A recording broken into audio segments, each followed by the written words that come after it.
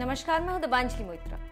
America Iran की दुश्मनी जारी है और दोनों देश एक दूसरे को नीचा दिखाने का कोई भी मौका नहीं छोड़ते हैं। इसी कड़ी में ईरान को और परेशान करने के लिए अमेरिका ने संयुक्त राष्ट्र संघ में प्रस्ताव लाया। अमेरिकी प्रस्ताव में कहा गया है कि ईरान पर लगे हथियारों के प्रतिबंध की अवधि अनिश्चित काल तक बढ़ा दी जाए, लेकिन भारी बहुमत से संयुक्त राष्ट्र में यह अमेरिकी प्रस्ताव गिर गया, जिससे नाराज होकर ट्रंप प्रशासन ने धमकी दी कि वो तेहरान पर सभी संयुक्त राष्ट्र प्रतिबंध दोबारा लगाने के लिए कदम उठा सकता है। अमेरिका को केवल डोमिनिकन गणराज्य का ही समर्थन मिला।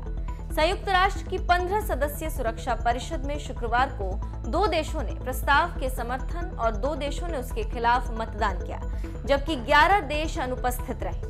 रूस और चीन ने इसका विरोध किया, जबकि जर्मनी, फ्रांस, ब्रिटेन और 8 अन्य देशों ने मतदान नहीं किया। प्रस्ताव को पारित होने के लिए कम से कम 9 देशों के समर्थन की आवश्यकता थी, लेकिन किसी भी देश ने न ही समर्थन किया और न ही वोट दिया। अमेरिका की इस बुरी हार पर विदेश मंत्री माइक पोम्पियो ने कहा कि सुरक्षा परिषद के ऊपर अंतर्राष्ट्रीय शांति और सुरक्षा बनाए रखने की जिम्मेदारी है, लेकिन वो अपनी मौलिक जिम्मेदारी निभाने में असफल रहा।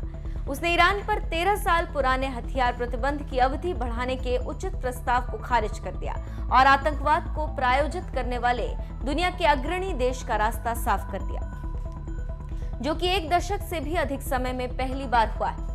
विदेशी मामलों के जानकारों की माने तो प्रतिबंध की अवधि बढ़ाए जाने का समर्थन करने वाले इजराइल और 6 अरब खाड़ी देश जानते हैं कि यदि प्रतिबंधों की अवधि समाप्त हो जाती है तो ईरान और अराजकता फैलाएगा, उसके साथ ही साथ ज्यादा नुकसान करेगा। लेकिन सुरक्षा परिषद ने इस बात को नजरअंदाज करने का फैसला किया।